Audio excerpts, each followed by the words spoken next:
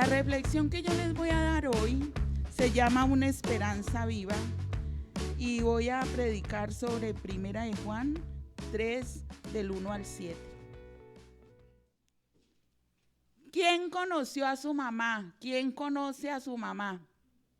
Levanten la mano, creo que todos. ¿O hay alguien que no conoce a la mamá? ¿Quién conoce al papá? Bueno, Anadel sí no lo conoce, pero el resto todos. Pues aunque Anadel sí no conoció al papá, ella tiene características de ese papá, sean físicas o emocionales. Porque todos nosotros los seres humanos, así como nosotros tenemos características físicas o emocionales de los padres terrenales, también tenemos características de nuestro Padre Celestial.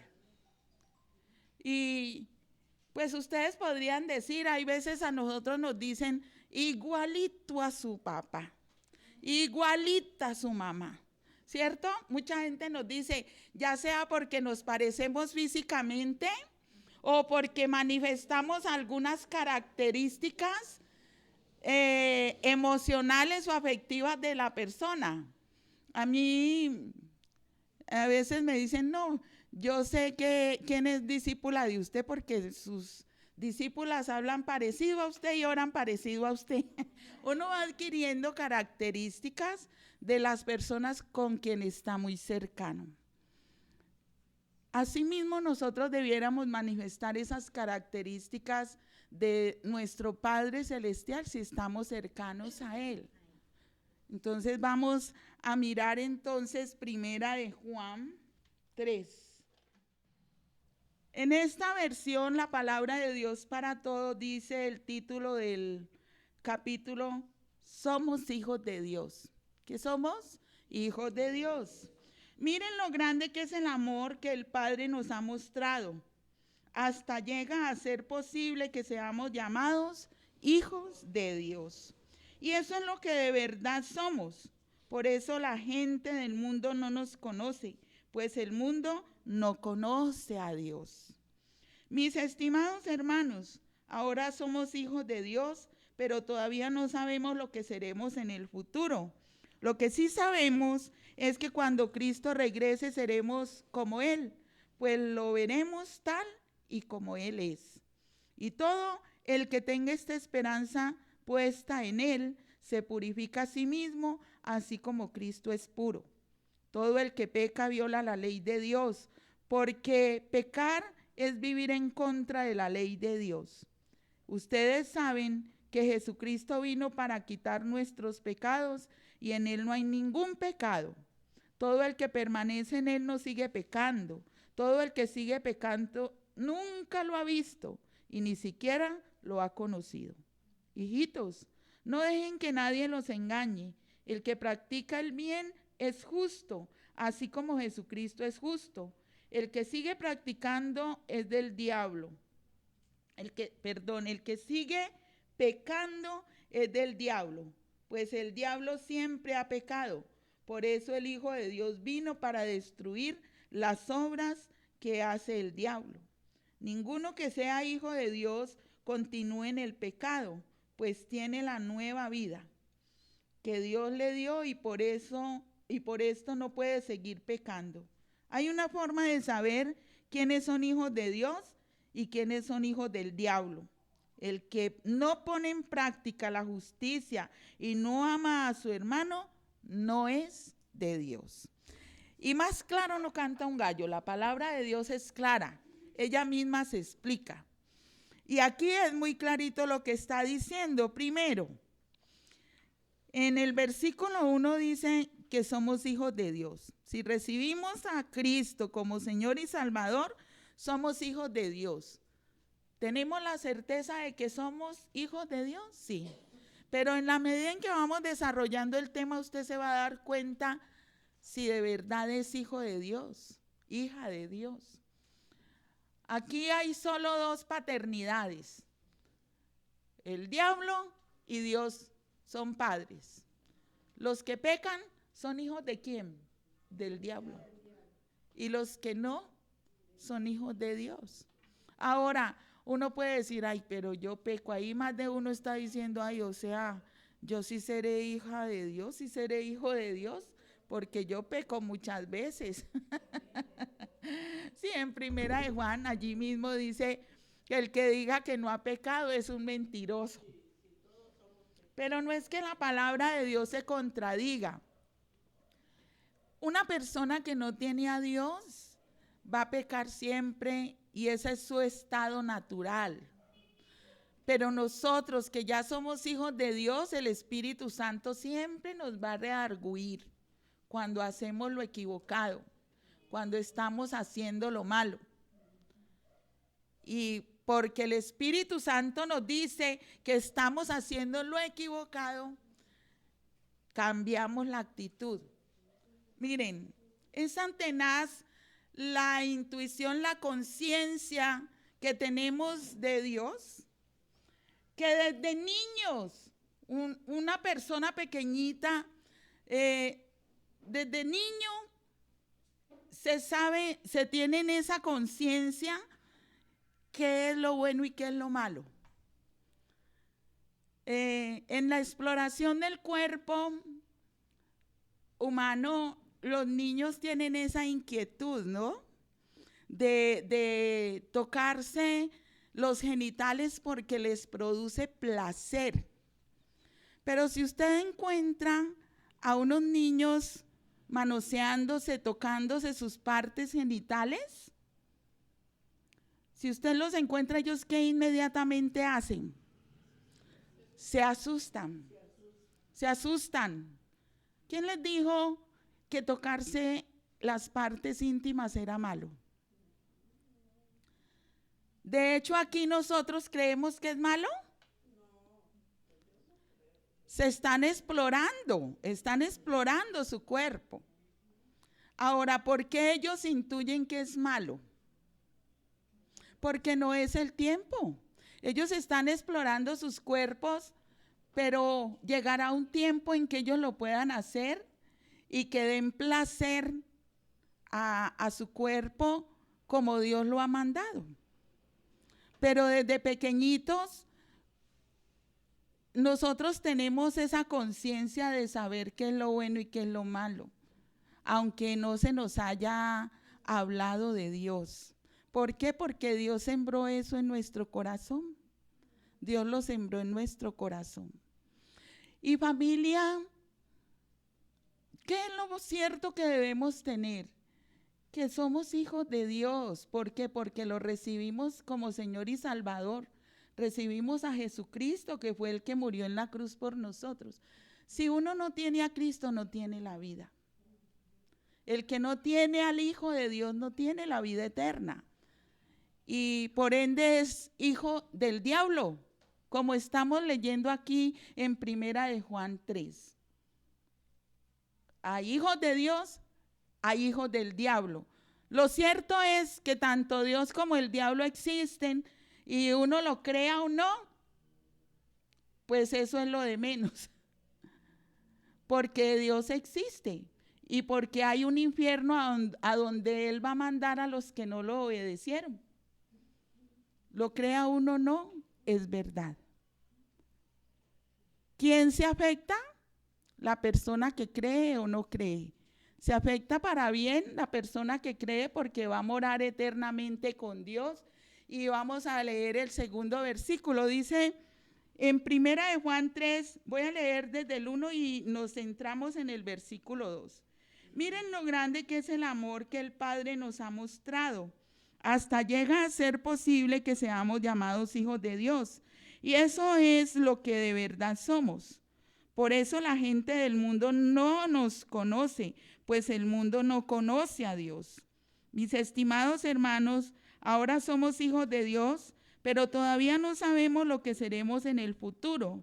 Lo que sí sabemos es que cuando Cristo regrese seremos como Él, pues lo veremos tal como Él es.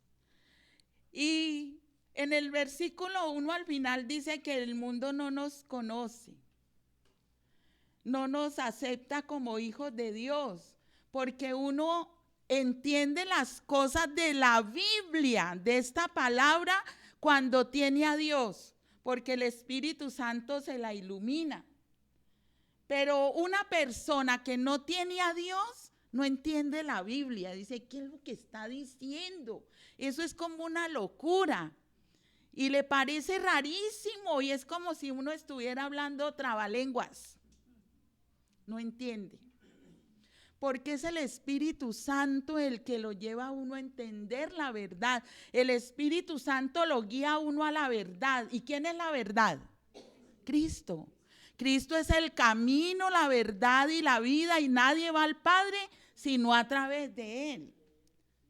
Si uno no tiene a Cristo, no tiene al Espíritu Santo y por ende no entiende ni jota de lo que dice la palabra de Dios.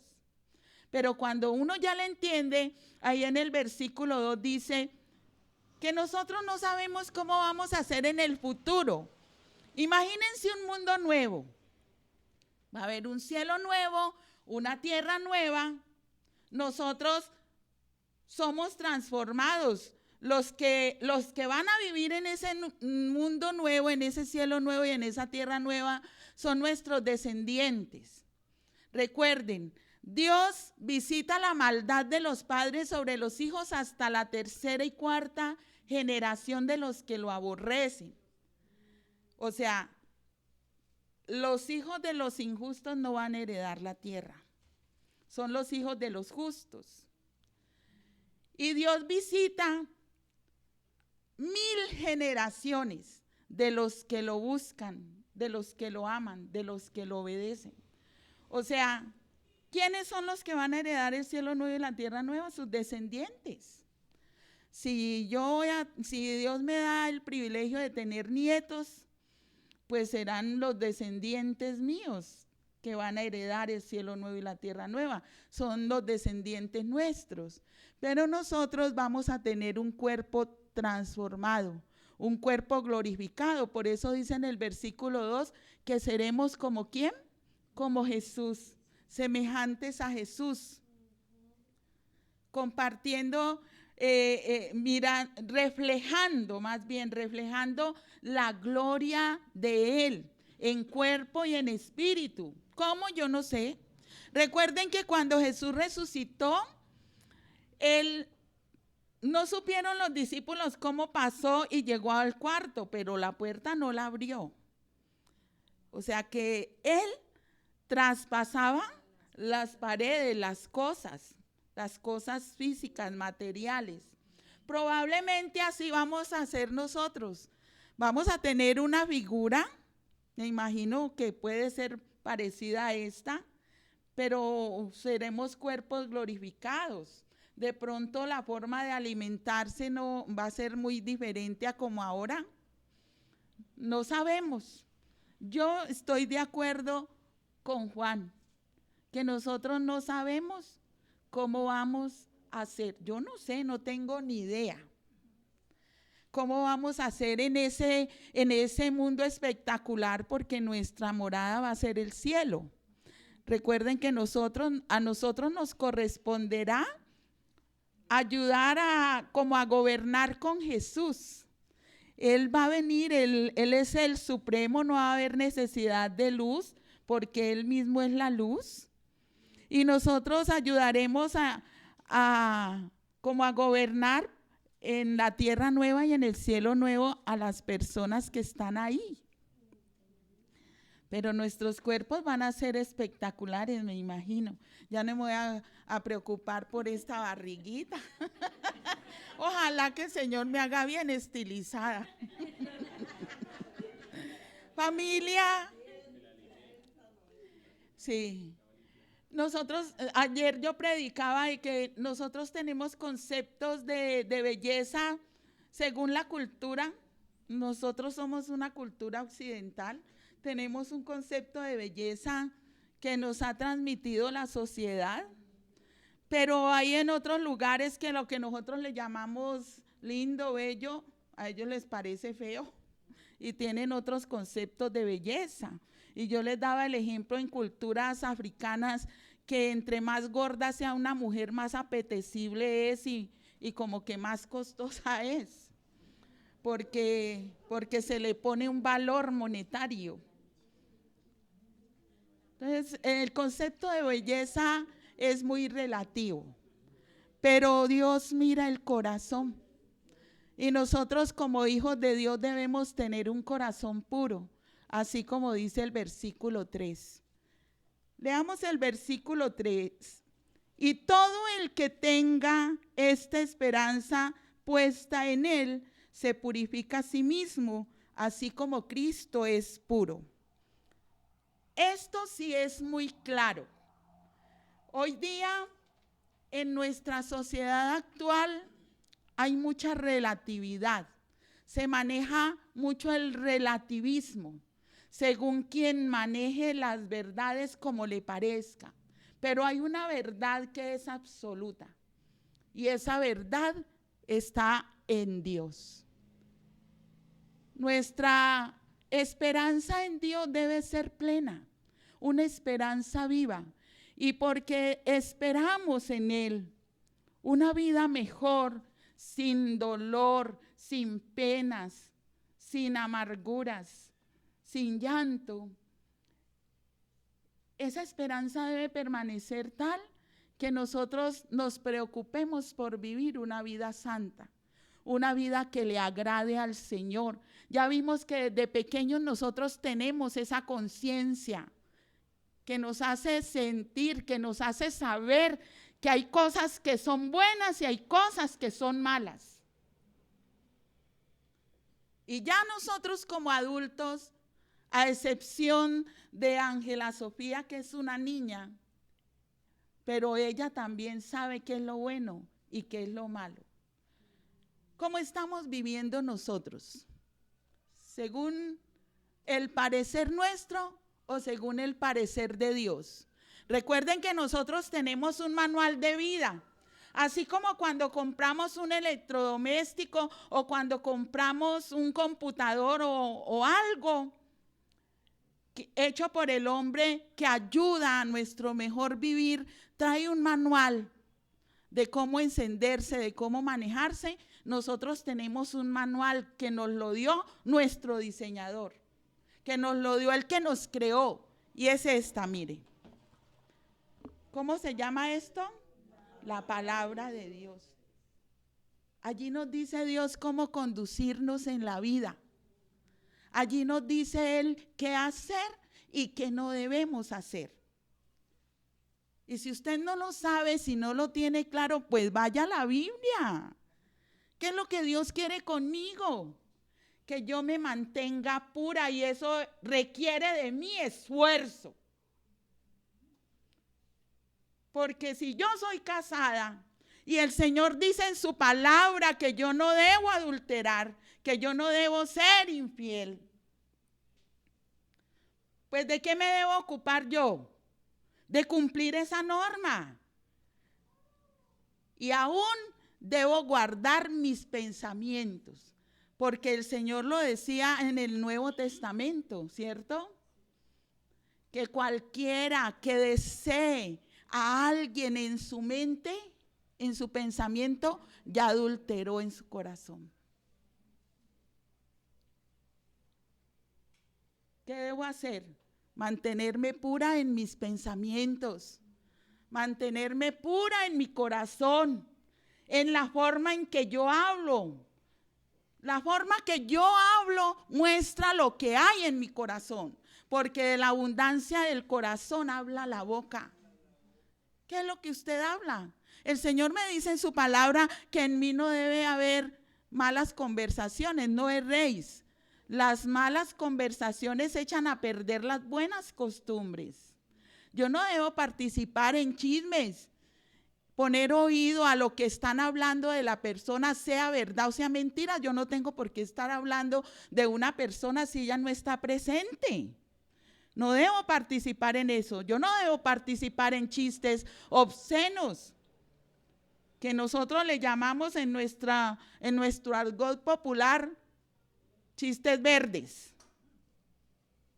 ¿Por qué tengo que estar hablando mal? Y generalmente nosotros los chistes los hacemos de la sexualidad. ¿Acaso la sexualidad es mala? Cuando uno es complemento de alguien, haya deleite en la sexualidad. Y si Dios la creó es porque es buena. Entonces, ¿por qué yo la tengo que tomar como mala?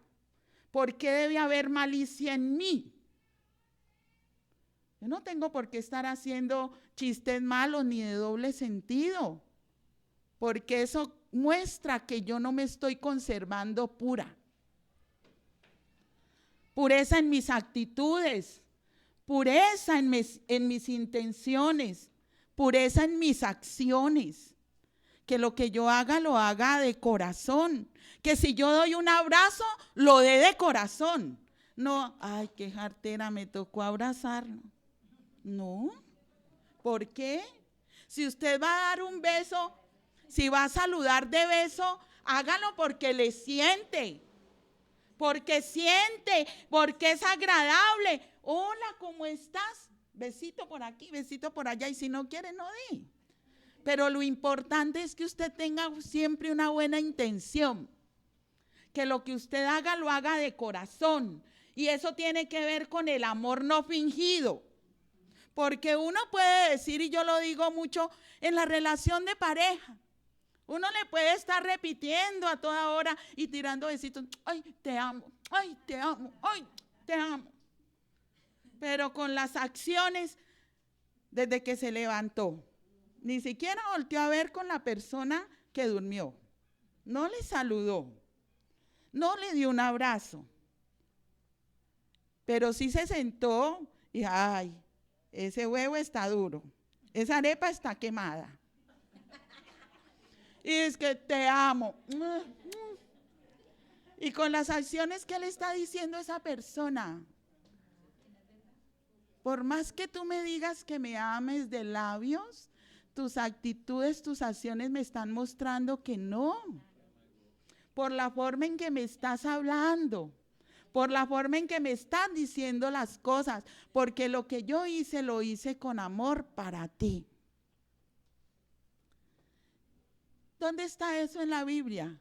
En la palabra de Dios dice que nosotros debemos amar, no solo de palabras, no solo de labios, sino de corazón.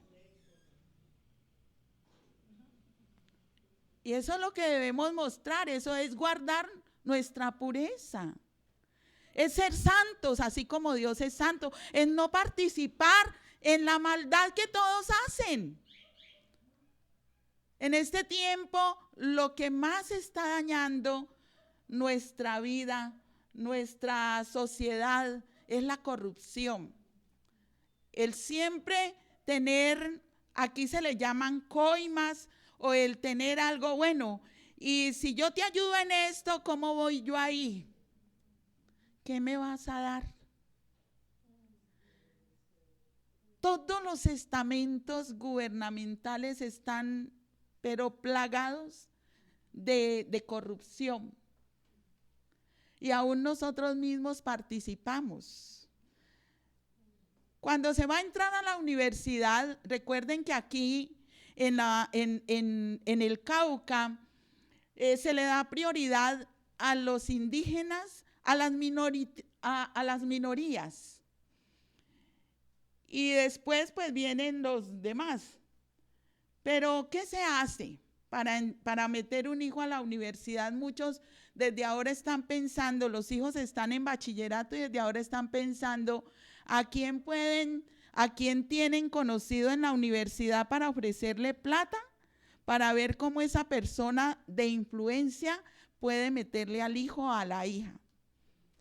He oído, he escuchado que ofrecen hasta 20 millones de pesos para que esa persona influyente le meta al hijo a la universidad. ¿Eso es correcto? Pues nosotros sabemos que no, eso no está bien. Usted crió sus hijos pensando en que ellos son personas de bien, entonces ¿por qué les siembra lo equivocado?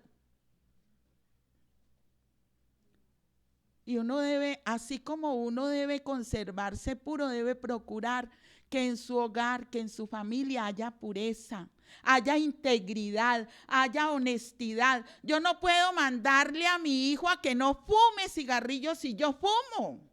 ¿Con qué autoridad moral lo hago?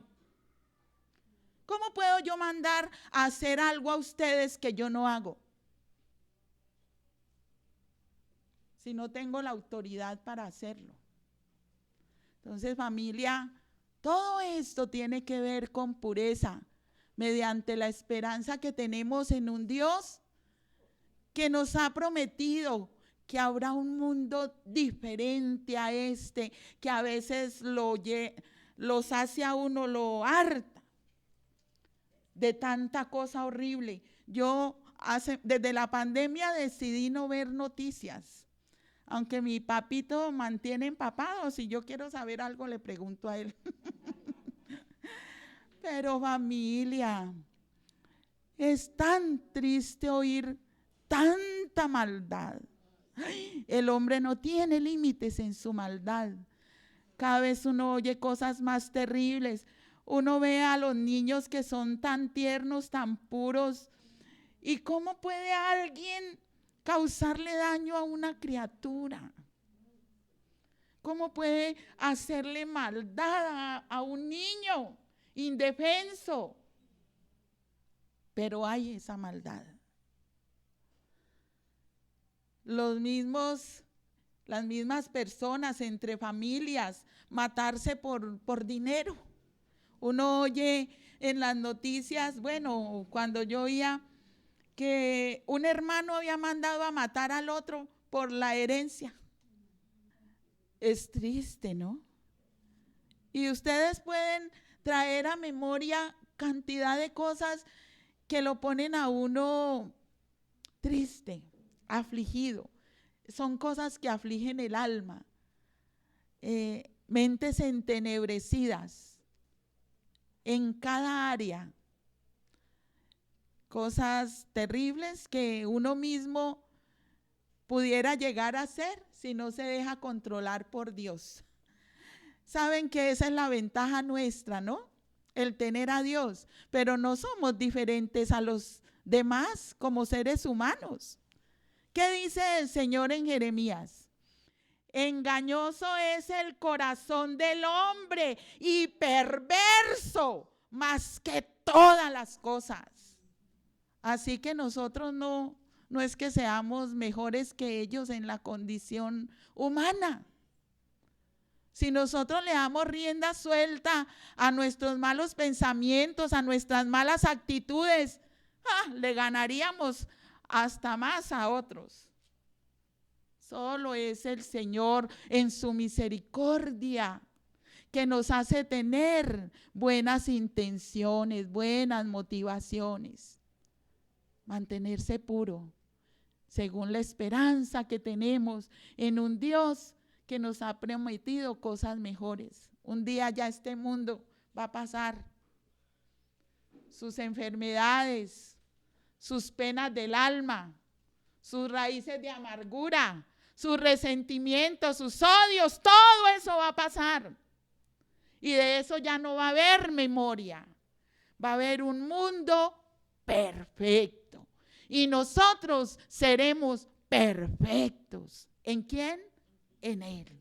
Porque Dios es perfecto y nosotros somos sus hijos.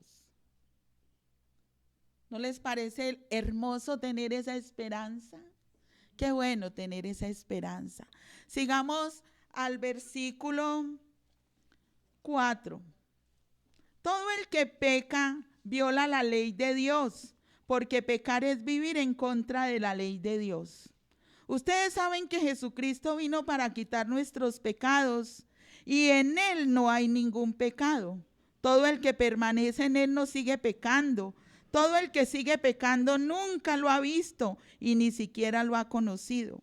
Hijitos, no dejen que nadie los engañe. El que practica el bien es justo, así como Jesucristo es justo. El que sigue pecando es del diablo, pues el diablo siempre ha pecado. Por eso el Hijo de Dios vino para destruir las obras que hace el diablo. Ninguno que sea hijo de Dios continúe en el pecado, pues tiene la nueva vida que Dios le dio y por eso no puede seguir pecando. Hay una forma de saber quiénes son hijos de Dios y quiénes son hijos del diablo. El que no pone en práctica la justicia y no ama a su hermano, no es de Dios. Y ahí está muy clarito. Ahora, como yo les hablaba ahora, no es que nosotros hemos dejado de pecar, porque si yo preguntara quién no miente, pues seguramente ninguno levantaría la mano, incluyéndome a mí misma. Eso se vuelve como tan natural en uno. Pero recuerden que el Señor nos manda a no mentir. Entonces yo me debo esforzar siempre en un grupo, en una célula de edificación que tengo, me dicen, yo las oigo a ellas decir, ay no, es una mentirita piadosa. Mentira es mentira. Y uno tiene que ponerse de acuerdo con Dios. Uno sabe cuando miente. Y eso no es ninguna mentirita piadosa, es mentir. Y Dios me dice que yo no debo mentir, o sea, es pecado mentir. Pecado es toda infracción de la ley, de la palabra de Dios. Infringir la ley es pecar. Lo que Dios me dice que haga, debo hacer. Lo que Él me dice que no haga, no debo hacer. Cuando yo hago lo contrario a lo que Dios me dice, peco. Entonces, ¿qué es? Simplemente el Espíritu Santo inmediatamente cuando uno peca, inmediatamente le dice, pila ahí, tú pecaste. Porque el Espíritu Santo le dice a uno que hizo mal. Porque Él quiere que uno corrija la actitud. Entonces, cuando el Espíritu Santo me dice, habla mi conciencia, ¿qué tengo que hacer yo?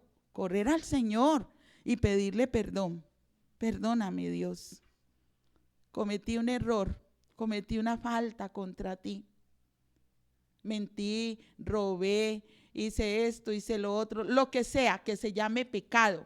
Usted no se ponga a disfrazar el pecado. Y sobre todo a Dios que todo lo conoce. Entonces voy al Señor y le digo, ay Dios, la embarré, metí las de caminar. Pero quiero pedirte perdón porque te ofendí. Tú eres mi creador, eres mi hacedor, eres mi Dios. Perdóname por ofenderte, porque he hecho lo que a ti no te agrada. Eso es lo que dice primera de Juan 1:9, que si confesamos nuestros pecados, Él es fiel y justo para perdonar nuestros pecados y limpiarnos de toda maldad. Por eso fue que murió Cristo en la cruz, por esos pecados que yo he cometido y que reconozco delante de Él. Entonces, ya me apropio del perdón porque le pedí perdón a Dios, porque me arrepentí, o sea, cambié de actitud y sigo mi vida.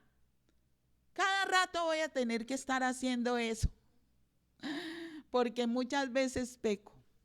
Cuando yo lastimo a alguien con mis palabras, con mis acciones, con mis actitudes, estoy ofendiendo a Dios, porque esa persona es de Dios, es una criatura de Dios, y si ha recibido a Cristo es una hija, un hijo de Dios.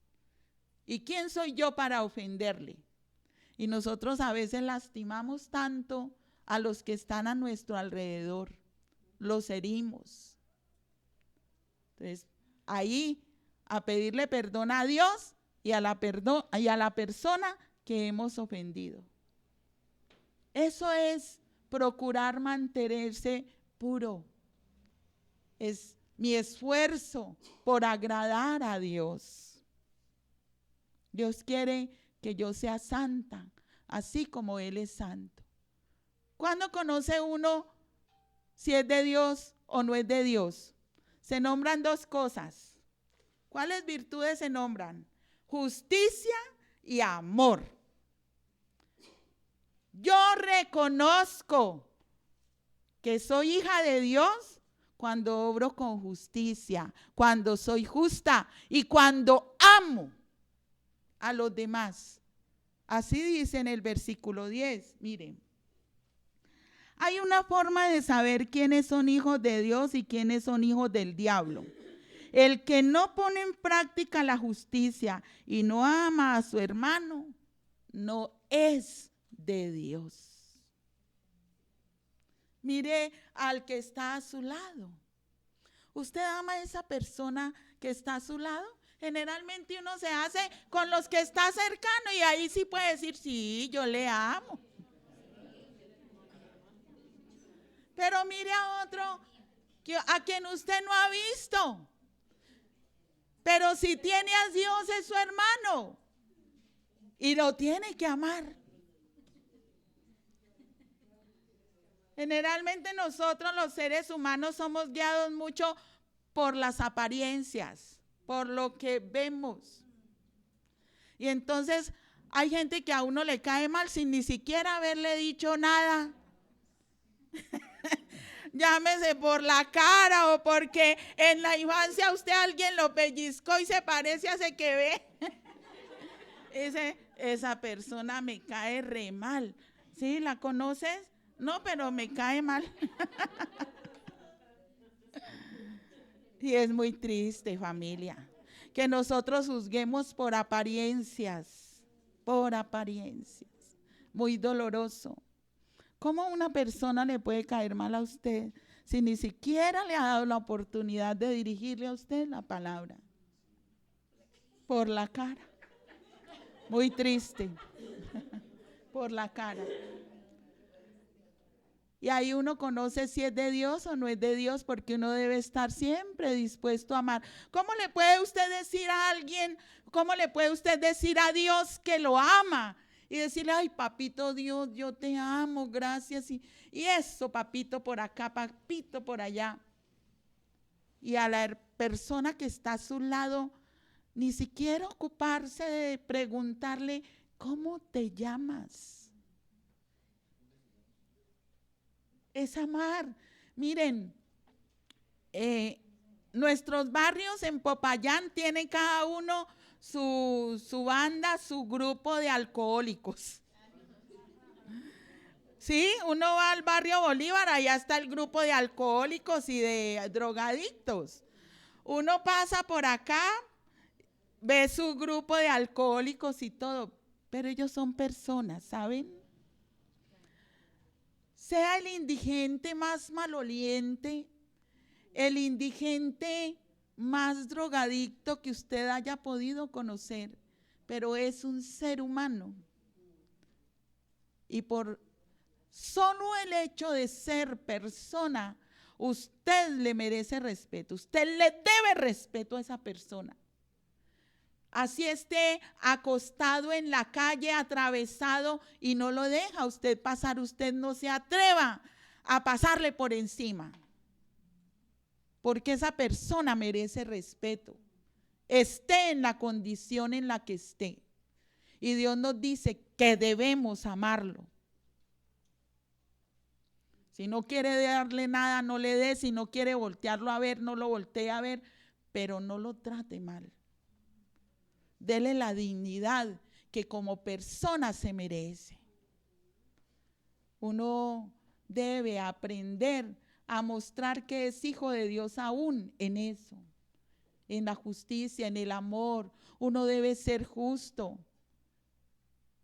Hoy día las pesas ya no tienen los 500 gramos que pesa una libra, los 1000 gramos que pesa un kilo. Si uno va a ver, yo ayer compré frijoles y a mí, yo creo que tenía 3/4 de libra. Y la persona se acostumbra a mentir que tiene la libra. Va uno y la pesa, y eso que las pesas están acomodadas y no pesa la libra. Entonces se acostumbra uno a ser engatusador, a ser engañador, siempre pensando en uno, en el bienestar de uno. Y el amor no es egoísta, no busca lo suyo, todo lo cree, todo lo soporta, no hace nada indebido. Esas son las características de un amor sincero, de un amor que Dios quiere que muestre. ¿En qué te puedo ayudar? No es primero yo, segundo yo, tercero yo. Es beneficiarme de lo que Dios me da en cuanto a dones, talentos, habilidades, destrezas, capacidades. En lo que yo soy como persona, darme a los demás. Yo me beneficio de lo que sé, pero también puedo beneficiar a otros con lo que sé. Eso es amor. Y es mostrar que soy de Dios. Con mis actitudes, acciones, con mis motivaciones, muestro si soy o no hija de Dios. ¿Cómo está viviendo usted? ¿Qué está mostrando? ¿Qué le está expresando aún sin palabras a la gente que lo rodea? La gente puede decir de usted, uy, esta es una buena persona, tiene algo especial. O usted se confunde en el montón. Así hay una canción, del montón, una mujer del montón eres tú, una mujer del montón. No, yo no soy una mujer del montón, yo soy de Dios, pero no basta con decirlo, tengo que mostrarlo, tengo que mostrar que soy una hija de Dios, que tengo una esperanza viva en ese Dios que me ha prometido cosas maravillosas que yo no alcanzo a entender porque mi mente es demasiado limitada. Nosotros no tenemos ni idea de cómo va a ser ese mundo con Dios, como tampoco alcanzamos a vislumbrar cómo va a ser ese mundo con el diablo. Por lo que se dice, debemos procurar vivir es con Dios. Porque imagínense que uno se quema y se le genera ahí el dolor y se vuelve colorado y eso dependiendo de la quemadura, el grado que alcance. Pero es lo físico. ¿Cómo será un fuego que quema el alma y que es eterno? ¿Cómo serán los gusanos que carcomen el alma y que son eternos? Ahorita tenemos la oportunidad. Dios nos dice cómo vivir una vida buena. A mí me encanta lo que Dios nos manda, no matar, no robar, o sea, no hacerle daño a la gente. ¿Qué tal uno, si a mí me duele matar las babosas que se comen mis maticas y les echo sal y ya luego digo, ay no, qué pecado, cómo se retuercen? Y es una plaga. Mato una cucaracha y uno por dentro, ay, qué pesar. Pero es una plaga. ¿Cómo será matar un ser humano? Y Dios nos dice eso, no matar. O sea que Dios es un Dios bueno que no quiere que yo cause mal a nadie. ¿Qué me cuesta a mí obedecer a Dios? Nada. Simplemente la disposición de mi corazón. Así que familia, mantengamos esa esperanza viva de que un día viviremos en un mundo mejor, perfecto. No nos lo alcanzamos a imaginar, pero es espectacular. De alguna manera nos imaginamos la tortuosa vida en el infierno. Y ahí ya no hay oportunidad. Ahorita tenemos oportunidad de hacer las cosas bien. Cada día que Dios nos da de vida en este mundo es una oportunidad que nos da de hacer su voluntad. No lo desaprovechemos. No desaprovechemos los días. Vivamos como Dios quiere que vivamos. De una manera correcta, de una manera íntegra. Y sigamos manteniendo esa esperanza viva en Él. ¿Les parece? Vamos a orar. Papito Dios,